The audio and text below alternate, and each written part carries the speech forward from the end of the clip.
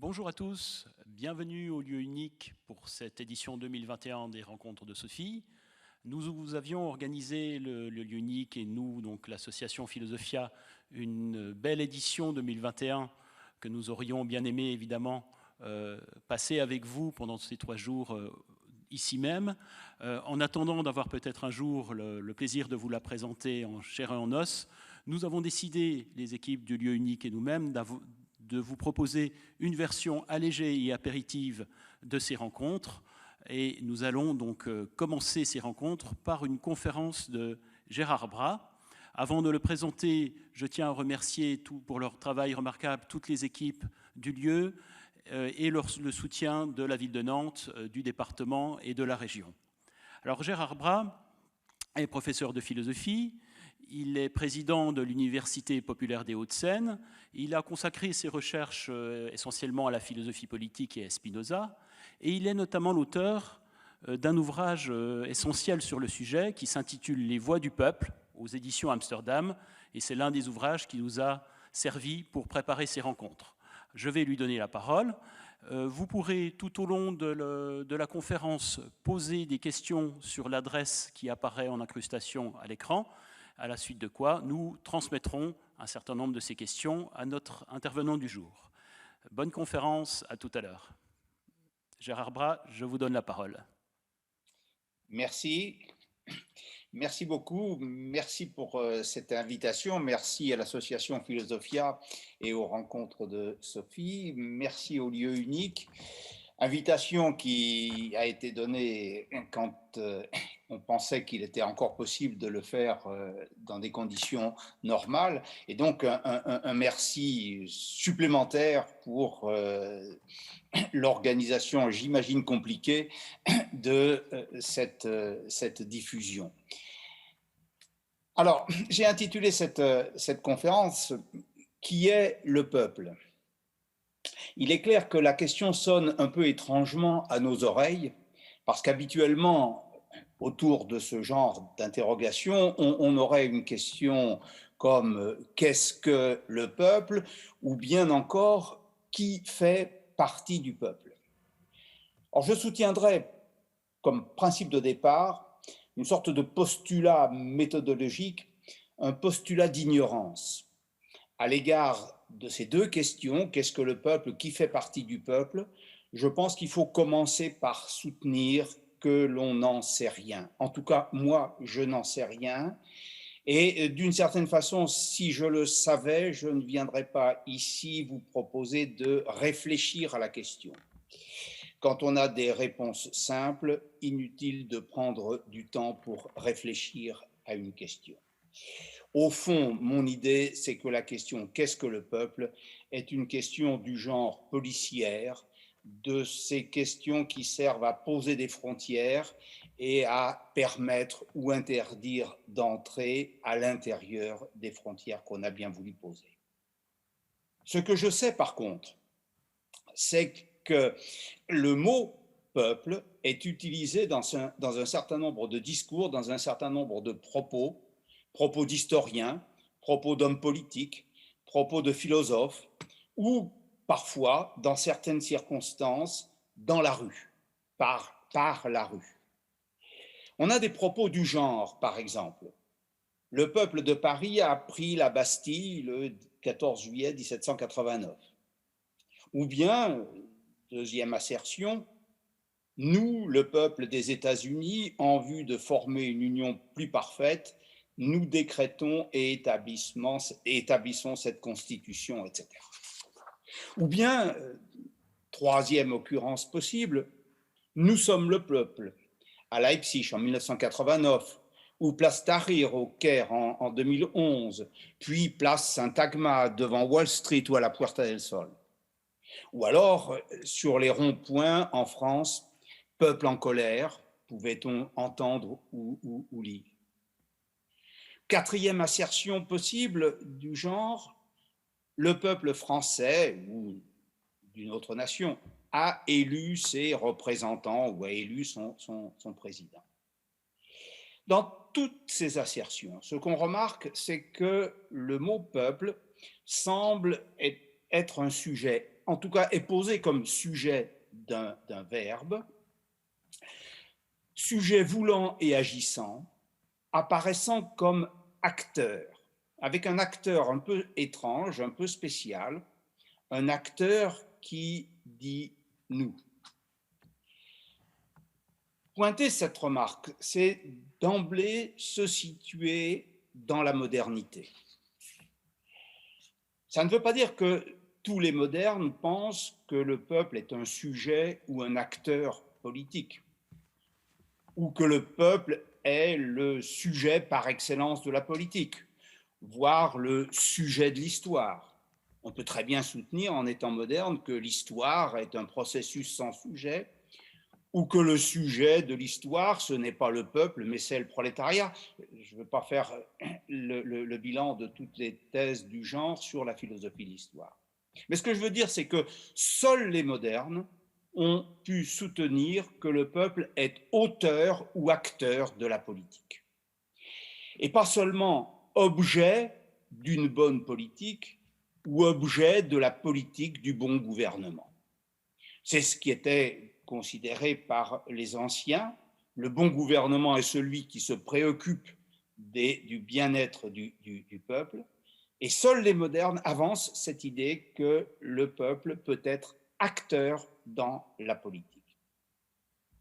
Qu'il existe une multitude d'humains que l'on peut nommer peuple sous certaines conditions et que l'on voit agir sur la scène politique comme un, et dont l'agir ne se laisse pas réduire à quelque chose comme une jacquerie, à une révolte destituante. Vous vous souvenez peut-être que la question a été posée au moment des Gilets jaunes, s'agissait-il d'une jacquerie ou non? Mais que ce peuple non seulement est capable de révolte, de soulèvement, destituant, mais capable de révolution, c'est-à-dire capable d'être constituant et pas seulement destituant. Donc, c'est sur ce terrain de la modernité que je m'installerai délibérément sans faire le détour par l'Antiquité. Je commencerai par noter une chose étrange. Je disais que peuple semble dire nous. Or, nous savons qu'il n'existe aucun sujet qui dise nous. Nous n'est pas le pluriel de je. Qu'est-ce qui existe? Ce sont des individus, des je, qui, peut-être ensemble, disent nous, mais le sujet nous, cela n'existe pas.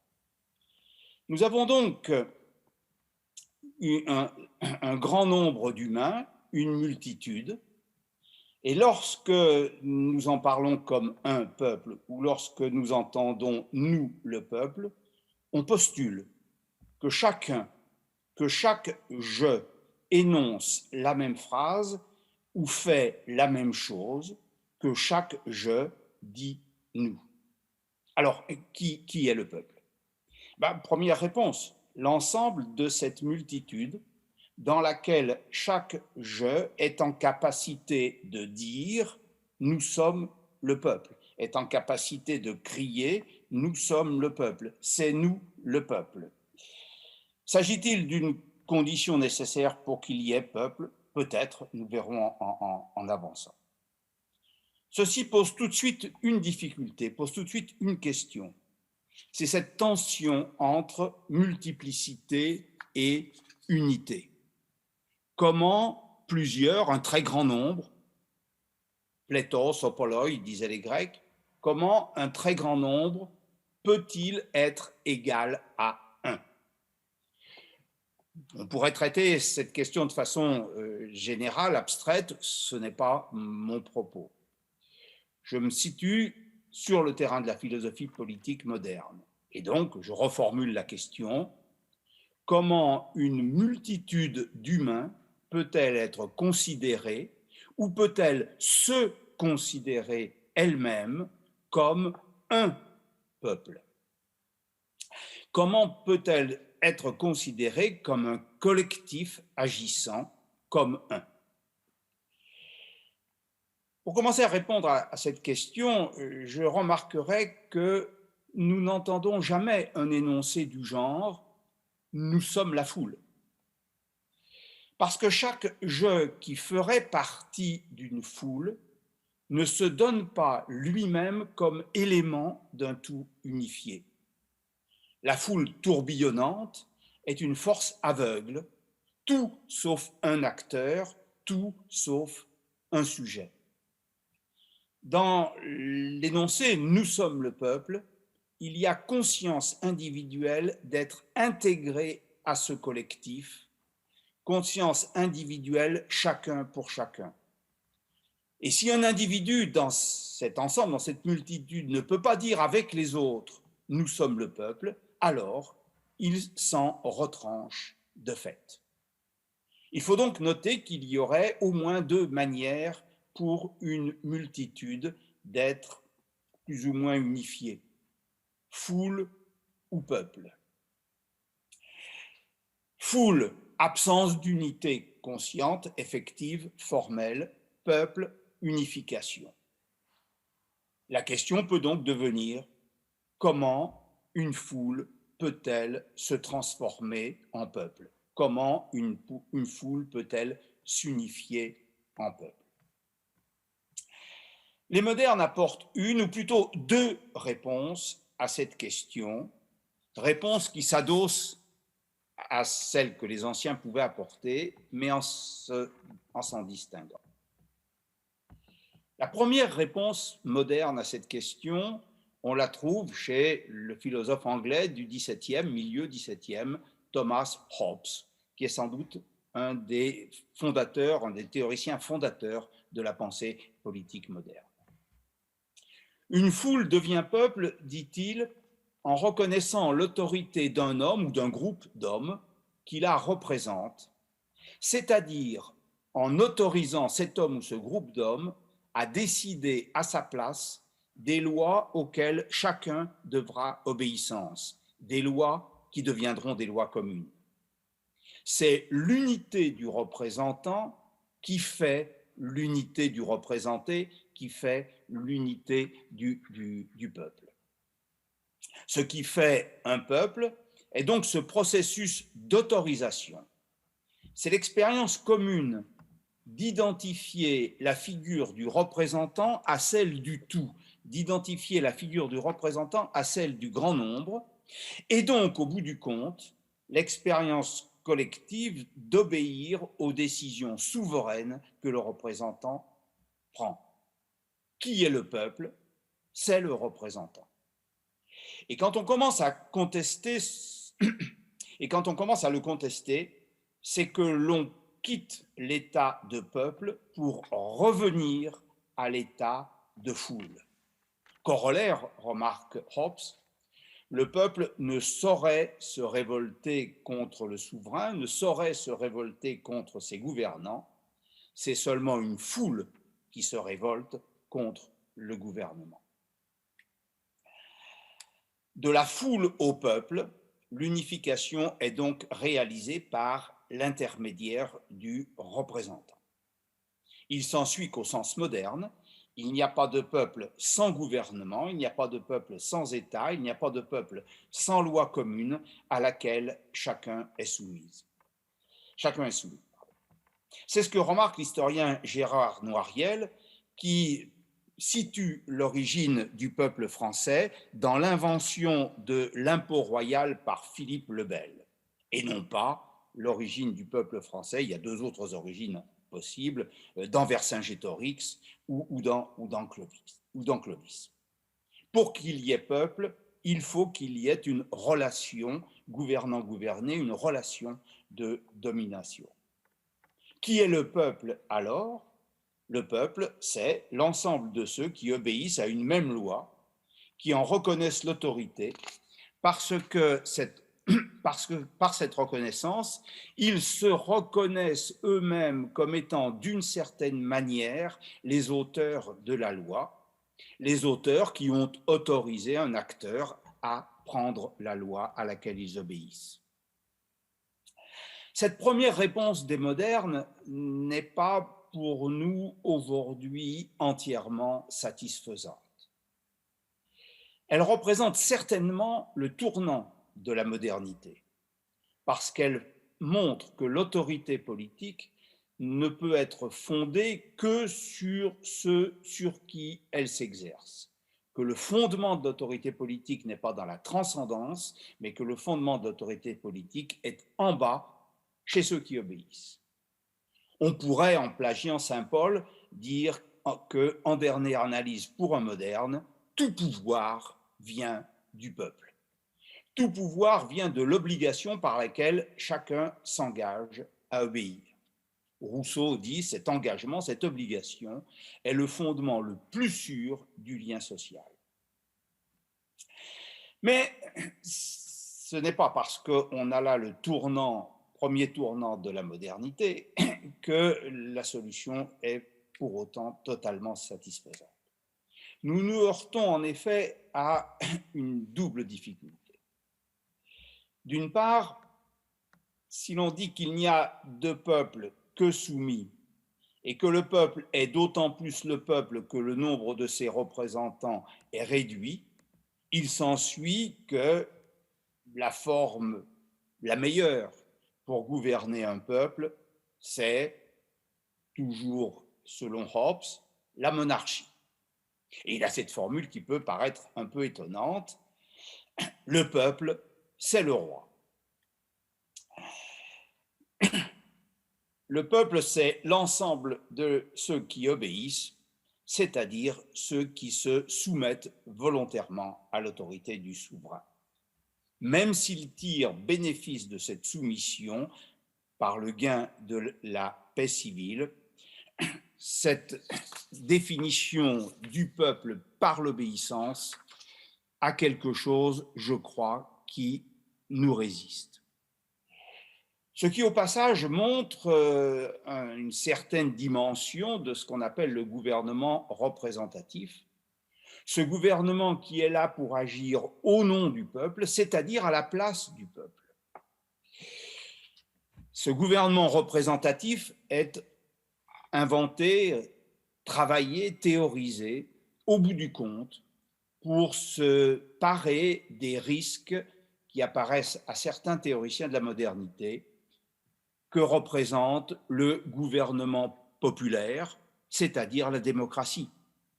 Le gouvernement représentatif est censé mieux savoir que le peuple ce que veut le peuple et censé mieux savoir ce qui est bon pour le peuple.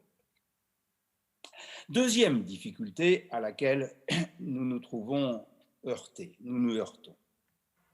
Ainsi réduit à l'un, le peuple semble être un ensemble homogène, où chacun est identique à chacun, où chacun est identique à tout autre. Les divisions de la société en classes sociales semblent ne pas exister. Or, cette idée est en partie vraie tout en étant problématique. Il est vrai que dans une élection démocratique, une voix compte pour une voix. Un homme, une voix, disaient les militants anti-apartheid en Afrique du Sud, pour revendiquer précisément que chacun ait sa voix. Un homme, une voix, quelles que soient ses qualités singulières. Un homme, une voix, quel que soit son statut. C'est ça, au fond, l'invention moderne. C'est une manière d'être du principe d'égalité. Ce qui aurait pour conséquence que le peuple escamote, gomme, arrase toutes les singularités, toutes les différences. Est-ce encore un peuple ou un agrégat, c'est-à-dire étymologiquement un troupeau? Ou, pour parler comme Sartre, une série, sans véritable unité interne. Or, toute notre expérience collective nous apprend que la société ne se ramène pas justement à une simple série, ne se ramène pas justement à l'être troupeau. Une société, en effet, dans notre expérience, est constituée d'individus libres, donc différents, d'individus singuliers qui conjuguent leur singularité pour augmenter la puissance d'agir collective, selon le principe de la division du travail tel que la sociologie l'a étudié et théorisé. Une société, c'est aussi le lieu d'échange et de solidarité qui lie entre ses membres, le lieu d'organisation autonome selon l'activité professionnelle, selon les croyances, selon les activités que l'on mène, qui permettent de s'associer de façon autonome, ce qui se fait à l'écart de l'État, même si c'est parfois encadré, par exemple, par des politiques de subvention, je pense aux associations, encadrées par des règles étatiques, voire soutenues par un budget étatique. C'est ce qu'on éprouve dans nos expériences avec la possibilité de se regrouper en syndicats, par l'institution de solidarité, par l'invention de la sécurité sociale, etc. Une société, enfin, aussi, troisièmement, c'est le lieu où s'exprime une pluralité d'opinions et de croyances sans lesquelles il n'y a pas de délibération et de choix démocratique possible. C'est ce qui garantit la liberté d'expression, ce qui garantit la liberté de conscience. Une société, c'est encore un lieu où s'expriment des demandes et des réclamations, des manifestations, des revendications, y compris à l'encontre du pouvoir politique légitime. Le droit de manifester, le droit de réclamation, comme dit la Déclaration des droits de l'homme de 89, ce droit de réclamation nous paraît quelque chose qui est essentiel à la vie démocratique, quelque chose qui est essentiel à la vie sociale. Et surtout, enfin, une société est divisée en classes sociales, en fractions de classes, en groupes. Elle n'est pas composée simplement d'un tas d'individus ou d'un agrégat d'individus. Fractions de classe sociale ou fractions de classe qui sont déterminées de manière socio-économique sans que l'appartenance à une classe soit définie dans une telle société par un statut.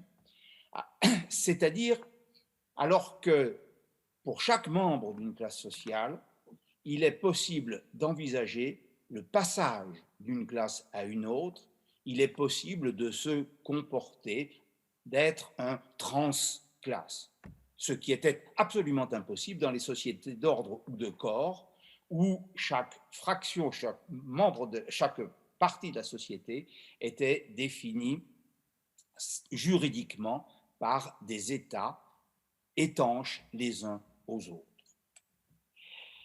Dans une société de classe, dans une nation moderne, tous les groupes peuvent ambitionner légitimement d'accéder aux fonctions dirigeantes de l'ensemble de la société. Dans une telle société, les privilèges sont illégitimes. Autrement dit, c'est peut-être la deuxième invention, le début de la deuxième réponse des modernes.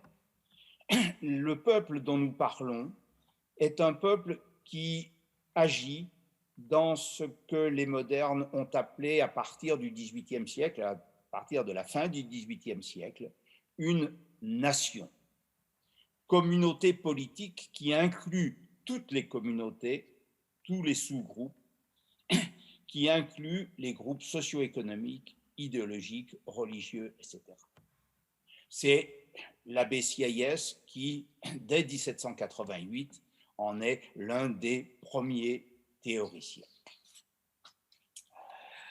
On le voit donc, si on en reste à la première réponse des modernes, le peuple devient un mot du pouvoir et un mot destiné à soumettre, avec deux ressorts principaux, l'autorité souveraine du représentant et, on y reviendra un peu plus tard, l'imaginaire d'une identité nationale par laquelle on croit que tous les hommes d'une société sont identiques, sont dépourvus de différences fondamentales. Il faut donc commencer à aborder la seconde réponse des modernes, les deux s'articulant, j'y reviendrai. Cette seconde réponse des modernes, ce n'est pas un problème seulement de chronologie, trouve son origine avant Hobbes, elle trouve son origine, à mon sens, chez Machiavel. Machiavel, qui, quand il décrit sommairement une cité, dit que toutes les cités, tous les corps, comme tous les corps, toutes les cités sont formées par deux humeurs. L'humeur des grands, les nobles, les bourgeois, tout ce que vous voulez du genre, les grands, ceux d'en haut. Les grands veulent commander. Et la deuxième humeur, dit-il, c'est l'humeur du peuple qui se caractérise non pas par la volonté de prendre la place des grands et de commander à leur place. Qu'est-ce que le peuple? C'est l'humeur de ceux qui est le peuple, c'est l'ensemble de ceux qui ne veulent pas obéir. Il y a quelque chose de rétif, de résistant dans le peuple.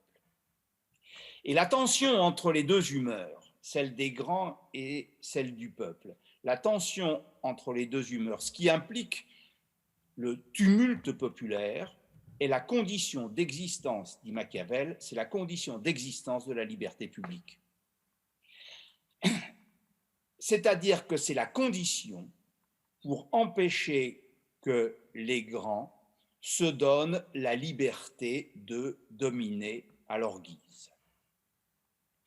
Dans cet héritage machiavélien, évidemment, 1789 est pour nous, et peut-être universellement, un moment essentiel de la réponse des modernes, de cette deuxième réponse des modernes. Je passerai très rapidement, on pourra y revenir peut-être si on a un peu de temps, mais juste deux moments symboliques.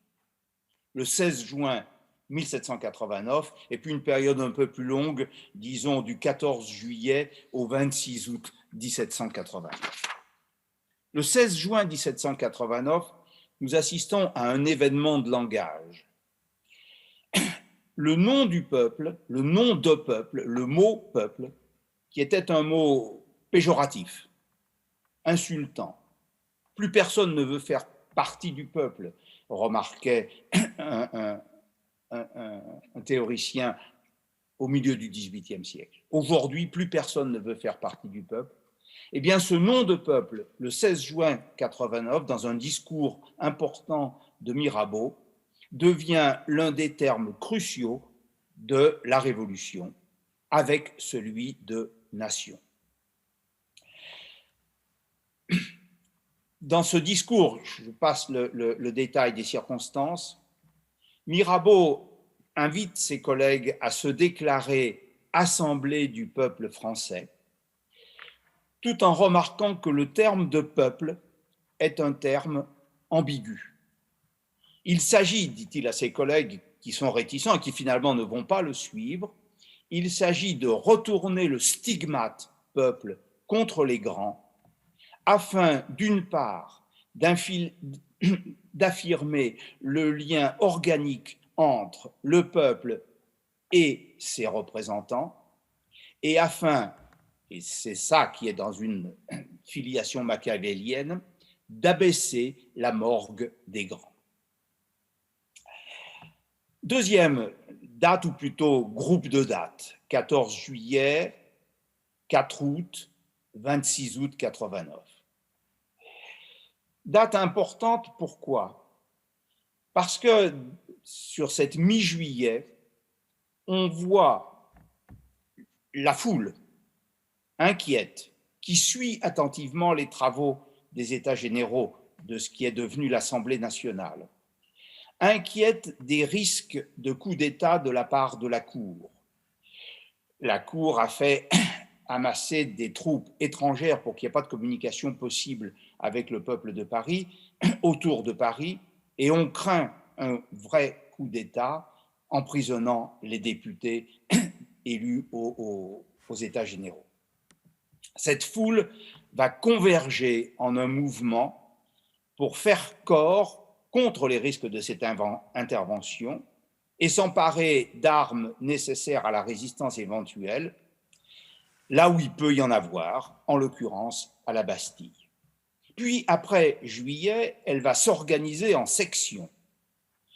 Et ce mouvement populaire en profondeur va aboutir le 4 août à l'abolition des privilèges, c'est-à-dire à l'effondrement de la société de corps, à laquelle je faisais allusion il y a quelques minutes, et va aboutir le 26 août à l'adoption de la Déclaration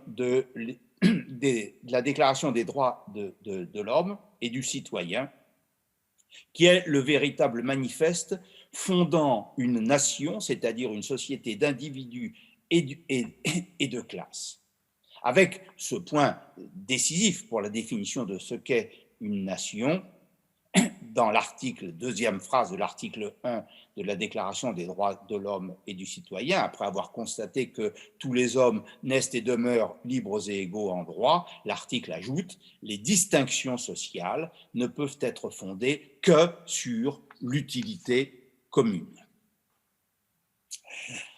On a donc ce début de réponse avec une précision de la Déclaration des droits de l'homme.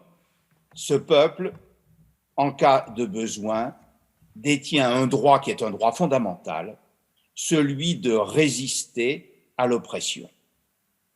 La deuxième réponse des modernes est donc la suivante. Qui est le peuple? Le peuple, c'est l'ensemble de ceux qui font usage du droit de résistance à l'oppression, droit sans lequel il n'y aurait aucun droit pensable. Et on voit la transformation qui s'est opérée. Maintenant, le peuple n'est pas défini par la vertu d'obéissance, mais au contraire, par celle de résistance à l'oppression.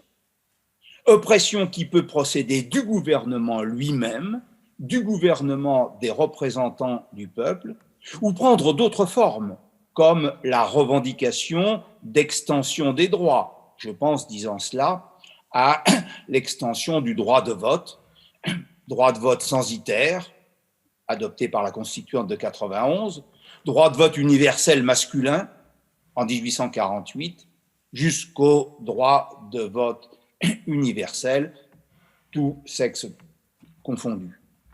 Ou bien à l'extension de nouveaux droits, par exemple des droits sociaux, le droit de grève, le droit de se syndiquer, la sécurité sociale, etc., le droit du travail. Cette résistance à l'oppression se fait au nom de la liberté en raison du principe d'égalité, affirmé comme essentiel par la modernité. C'est donc dans les conflits qui mettent à l'épreuve les principes de l'égale liberté et de la solidarité, soutenus par la nation, que se constitue aussi un peuple. Il s'ensuit que le peuple est un signifiant porteur d'une idée de la liberté comme non-domination. Ce qui veut dire que le développement des libertés ne procède pas de la pure logique du concept de république ou du concept de nation, mais va procéder des conflits sociaux et idéologiques qui ont tous été menés par ce collectif qui s'est lui-même appelé peuple. Autrement dit, peuple est celui qui introduit dans le champ de la politique moderne, comme une question cruciale, comme une question décisive, la question sociale, en mettant en crise l'idée abstraite de liberté, en insistant sur l'égalité comme condition de la liberté. Au fond, qui est le peuple? Ceux qui affirment avoir droit à la parole dans la délibération collective, sans ne posséder aucun titre à faire valoir pour donner leur avis, ni naissance, ni richesse, ni compétence. Ce qui veut dire en conséquence qu'il n'est de peuple politiquement constitué, il n'y a pas de peuple politiquement constitué, si la question de ce que Jacques Rancière appelle la part des sans-part, la part de ceux qui n'ont pas part au partage social, les prolétaires au XIXe siècle, les précaires ou les migrants aujourd'hui, si cette question n'est pas posée comme question centrale de la politique. Qui est le peuple? C'est cet acteur collectif, l'ensemble de ceux qui agissent en faisant exister cette égale liberté de chacun avec chacun. Qui est le peuple au bout du compte? En tenant les deux réponses des modernes. Et je crois qu'il faut tenir les deux réponses en même temps. Le peuple n'est pas un sujet simple, comme je commençais à le dire au début de mon intervention. Le peuple, c'est beaucoup plus compliqué, c'est plutôt un nœud de relations complexes, on pourra peut-être les déplier un petit peu, nœud de relations complexes entre deux pôles. Le premier pôle, un ordre institutionnel. Le deuxième pôle, ce que j'appellerais volontiers, en reprenant le mot de Miguel Abansour, une puissance insurgente. Un ordre institutionnel, c'est l'organisation d'un pouvoir démocratique, c'est-à-dire librement élu après manifestation d'une pluralité d'opinions et obligé de rendre des comptes, associé à un système d'éducation qui permet aux individus de s'intégrer dans une société stratifiée, mais non dans une société de corps, et de former des citoyens quant à leur capacité à raisonner sur le tout de la société. L'éducation nationale est un dispositif essentiel dans la formation d'un peuple. C'est un dispositif de fabrique du peuple, jusque dans sa capacité à faire la guerre pour défendre l'État existant.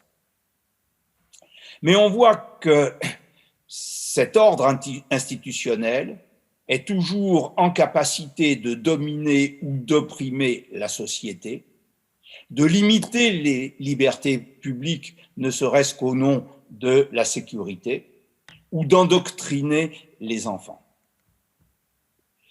Le peuple, deuxième pôle, est aussi une puissance insurgente, ce que j'appelais il y a un instant puissance de résistance à l'oppression, qui peut protester contre le pouvoir en place ou le destituer, mais qui peut aussi émettre des propositions institutionnelles. L'exemple le plus évident qui saute encore aux oreilles, c'est celui du référendum d'initiative citoyenne tel qu'il est apparu au moment des Gilets jaunes. Ce qui veut dire que le peuple ne peut pas se réduire à la représentation nationale, qu'il faut tenir ces deux pôles ensemble. Est-ce du populisme? Je ne sais, le terme est compliqué, je ne veux pas entrer dans le débat qui suivra. À ces deux pôles, je crois, au risque de compliquer encore un petit peu les choses, à ces deux pôles, je crois qu'il faut en ajouter un troisième nœud de relation, qui est le peuple, un nœud de relation entre trois pôles. Un ordre institutionnel, une puissance insurgente, et ce troisième pôle par lequel la multitude qui s'appelle peuple se rapporte à elle-même, se donne une figure d'elle-même, se particularise ou se singularise comme caractère national. Cette représentation imaginaire de soi est essentielle dans la constitution de toute communauté qui dure dans le temps. Elle est la condition pour pallier sa précarité initiale, pour pallier la précarité due au renouvellement de ses membres. Elle est une manière de se consolider pour durer. Elle tente à répondre, cette représentation imaginaire de soi, à une double question. Soit, qui appartient au nous, le peuple? Qu'y a-t-il parmi nous? Et comme le peuple est représenté comme une association d'égaux, la question pourrait se formuler d'une deuxième manière. Qui sont les égaux liés entre eux par le principe d'égalité. Deux réponses s'affrontent pour partager deux manières de faire peuple. La première réponse consiste à dire que l'égalité est éprouvée dans le conflit social. Dans le conflit social et politique, dans lequel son principe est mis à l'épreuve. Par exemple, lors de l'instauration du suffrage universel masculin, la revendication du droit de vote par les femmes a été soutenue par le fait que des femmes ont été candidates alors même que c'était interdit. Il ne s'agit pas d'avoir une égalité comme promesse ou comme horizon à atteindre, l'horizon étant cette ligne qui recule au fur et à mesure qu'on s'approche d'elle. Mais il s'agit de pratiquer effectivement dès maintenant la réalité même de l'égalité. Autrement dit, c'est dans des conflits où la solidarité avec ceux qui ne sont pas identiques à soi que peut se pratiquer effectivement l'égalité et l'être peuple. Je ne résiste pas à la joie de lire, ça sera la seule citation de ma conférence, mais elle est très importante, je trouve, un texte d'un philosophe méconnu, mais à mes yeux immense, en particulier sur la question qui nous occupe, comment former un collectif sur le principe d'égalité. C'est Jean Toussaint de Santi, dans un livre superbe, Un destin philosophique, qui dit la chose suivante. Il est devant le commissariat du 5e arrondissement, il y a des enfants juifs, en juillet 42, il y a des enfants juifs qui sont rassemblés là pour être emmenés en camp, et il a cette réaction de se sentir solidaire avec eux, ce qui pour lui veut dire qu'il cherche un revolver qu'il n'a pas sur lui.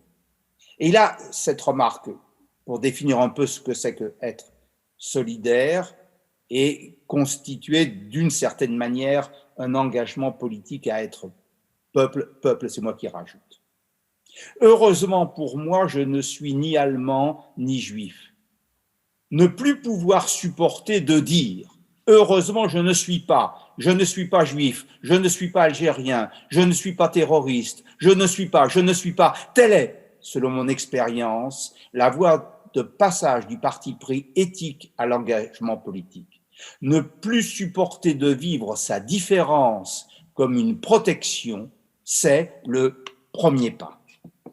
Être peuple, c'est être ce que l'on n'est pas, c'est-à-dire s'émanciper de ses particularités sans les renier et se hisser à un niveau d'universalité qui concerne l'ensemble de la communauté, voire l'ensemble des humains. C'est s'affirmer comme singulier qui ne peut être vraiment ce qu'il est qu'en étant en relation avec les autres. Mais on peut imaginer le mouvement inverse, deuxième réponse possible, celui de la consolidation. Il peut prendre deux aspects. Je disais, le peuple, c'est l'égalité. L'expérience peuple, c'est l'expérience de l'égalité de chacun avec chacun. Mais alors, on pourrait dire égalité entre les égaux, et inégalité entre les inégaux. Les égaux sont ceux qui sont comme moi, qui ont une identité, qui sont comme ma famille ou comme mes voisins ou comme les gens de mon village, mais qui ne sont pas les étrangers. Ceux qui sont de même souche, qui ont le même caractère. Ou bien, on pourrait dire, on est chez nous, et l'égalité ne vaut qu'entre nous, pour ceux de chez nous. Dans les deux cas, on note un enracinement territorial, la souche, ou identitaire, quasi biologique ou racial, le gaulois, qui clôt la communauté en exclusion, par exclusion, et nomination d'un « eux » menaçant, voire la stigmatisation d'un « pas nous » chez nous qui risque de s'infiltrer et de nous contaminer. Ça a été la base de l'antisémitisme du 19e et du 20e siècle. Ou la manière avec laquelle le mot immigré peut être utilisé, y compris dans le langage courant. La question est d'autant plus cruciale que les États-nations sont aussi des États sociaux et qu'on voit bien que l'enjeu est celui d'un bénéfice, de savoir qui bénéficie des politiques sociales, des politiques de l'État national et social. On voit donc deux manières de faire peuple qui sont aussi deux manières de dire nous, de faire nous, l'une inclusive, l'autre exclusive, les deux n'étant pas nécessairement étanches l'une par rapport à l'autre. Pour conclure, je dirais que la question de savoir qui est le peuple est effectivement une question décisive en démocratie, c'est-à-dire dans ce qui se donne comme étant le gouvernement du peuple, par le peuple, pour le peuple. Elle touche au fond à ce que nous entendons par démocratie, qui n'a pas grand-chose à voir avec ce que les Grecs entendaient par là. Sauf sur un point décisif, souligné par Jacques Rancière. La démocratie, c'est d'abord le pouvoir de ceux qui n'ont aucun titre particulier, ni la naissance, ni la richesse, ni la compétence, à faire valoir pour participer à la délibération publique. Le démos, le peuple, c'est l'ensemble de ceux qui n'ont aucun titre autre que la liberté pour intervenir dans la délibération publique. En ce sens, le peuple est un principe de mobilité et non pas d'identité. Il met en tension les quatre pôles des démocraties modernes, la représentation, en interrogeant la représentativité des représentants, la participation, en refusant de considérer que les représentants détiennent le monopole de la délibération publique, la manifestation ou la réclamation, en exposant la réalité du conflit social et politique, en soutenant que le conflit social et politique est irréductible dans une société, l'éducation, en interrogeant la promesse d'égalité faite par la nation, c'est-à-dire en critiquant les mécanismes de la reproduction sociale. Ce qui suppose d'admettre, et c'est un acquis de cette catégorie de peuple, me semble-t-il, que la démocratie n'est pas un régime stable réduit au gouvernement représentatif, mais un processus permanent au cours duquel se trouvent des phases de dédémocratisation, peut-être en ce moment, et donc de résistance, et d'autres de refondation. Alors, qui est le peuple?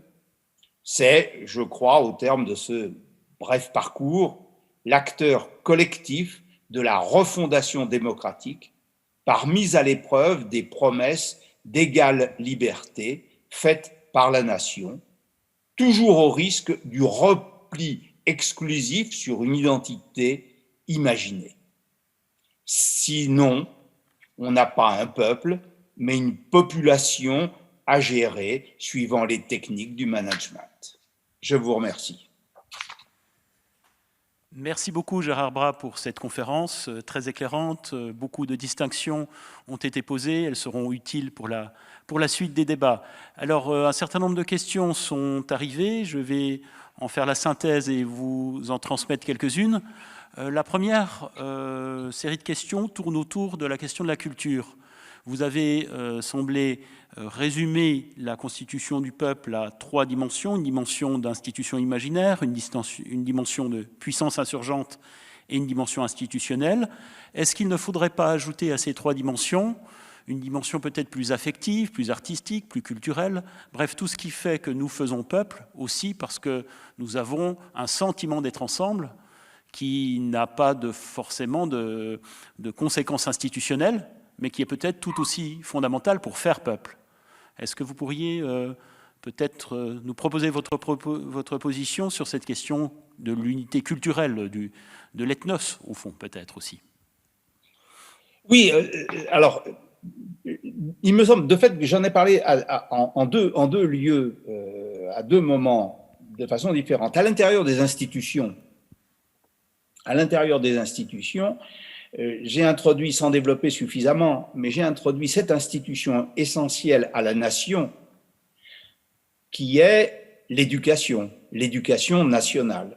L'instruction publique, les termes ont varié, mais éducation nationale est un très bon mot, parce que ça dit tout de suite qu'il y a quelque chose dans l'éducation qui a à voir avec la manière avec laquelle une nation se donne à elle-même une représentation et avec laquelle elle se constitue une conscience de soi, elle se forme une conscience de soi.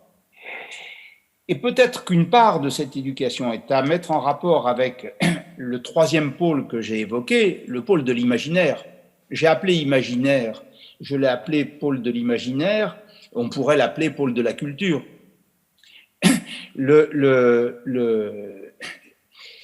Ce pôle de l'imaginaire, celui où on voit la manière avec laquelle une communauté déterminée, occupant un territoire, se représente elle-même non seulement dans le présent, mais se représente elle-même dans le processus temporel, dans l'histoire qu'il a formée. Va répondre par exemple à la question, je reste en France, ça commence quand? Ça commence avec Vercingétorix, ça commence avec Clovis, ça commence avec Philippe le Bel ou Jeanne d'Arc. Trois réponses possibles qui ont des implications différentes.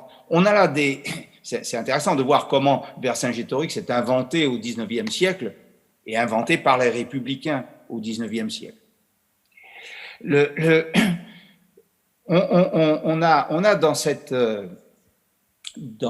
imaginaire, dans lequel il y a beaucoup de choses à inclure, me semble-t-il, la dimension de l'ethnos, peut-être, la dimension culturelle, celle par laquelle un peuple imagine sa permanence, sa continuité dans le temps, imagine la manière avec laquelle il s'est formé et se maintient. Là-dedans, bien sûr, le roman national tel qu'il est écrit au XIXe siècle en particulier. Mais je crois que là, on a affaire à quelque chose qui est vraiment propre à l'usage national du terme de peuple. Ma réponse, j'ai bien conscience, est schématique. Je ne sais pas si elle est satisfaisante. Merci. Alors, une autre question qui revient consiste elle n'est pas éloignée de la première, et elle consiste à passer du qui au comment, c'est-à-dire comment cultiver ce goût de la solidarité.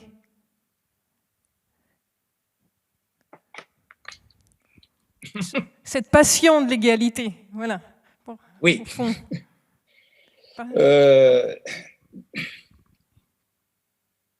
Qui serait le cultivateur? Qui serait le cultivateur? Je crois que poser la question, c'est d'une certaine façon y répondre, et donc avoir une grande difficulté de là où je suis à donner réponse à cette question, autrement dit, pas de recette. C'est un petit peu comme, enfin, au fond, c'est la question de l'émancipation. J'aime bien il faut repartir de cette formule de Marx. L'émancipation du prolétariat, et je crois qu'on peut généraliser, sera l'œuvre du prolétariat lui-même, et pas l'œuvre d'un émancipateur. Donc, comment cultiver, à qui s'adresserait la question? C'est une question fondamentale, évidemment, mais à laquelle il n'y a pas de réponse possible du point de vue, me semble-t-il, du philosophe, et pas de réponse honnête du point de vue de l'homme politique. Si un homme politique donne la réponse à cette question, ça veut dire qu'il va considérer le peuple, et c'est un travers, on ne peut plus partager, il va considérer le peuple comme un instituteur considère la classe de jeunes enfants qu'il a sous lui. Il va le considérer avec autorité et va chercher à éduquer le peuple. Et donc, j'ai cité 2 fois Rancière, je cite une 3e fois, comme ça le proverbe sera vainqueur. L'émancipateur n'émancipe rien. Si c'est le dirigeant politique qui est capable de cultiver le goût de l'égalité politique, ça veut dire que la relation de domination perdure. Ça veut donc dire que l'égalité n'est pas réalisée, ou alors elle est réalisée sous l'autorité du chef. La réponse, j'aime bien la réponse éthico-politique de De Santi. D'une certaine façon, ça commence par un parti pris éthique, c'est-à-dire ça commence par un parti pris qui relève de chacun avec chacun, de l'histoire de chacun. Est-ce que moi, comme sujet éthique, j'arrive à me considérer comme égal de tout autre et tout autre égal de moi. Et c'est dans l'action collective alors qu'effectivement s'éprouve cette égalité. Alors, au risque de décevoir, mais je ne vois pas d'autre réponse honnête que de dire c'est bien dans l'action collective qu'on éprouve effectivement qu'il y a une égalité, chacun avec chacun, mais aucun dirigeant, aucun gouvernant ne peut réellement la cultiver. Ça relève de l'engagement, engagement éthique et engagement politique au sens où je l'ai évoqué tout à l'heure. Merci. Peut-être une toute dernière question qui vient de tomber. Je vous la cite telle quelle. Ne pensez-vous pas que nous revenons actuellement à une société de privilèges qui remet le peuple, qui renvoie le peuple vers l'idée de la plèbe ? Vaste question. Je crois, pour répondre brutalement, je dirais non. mais c'est un peu bref.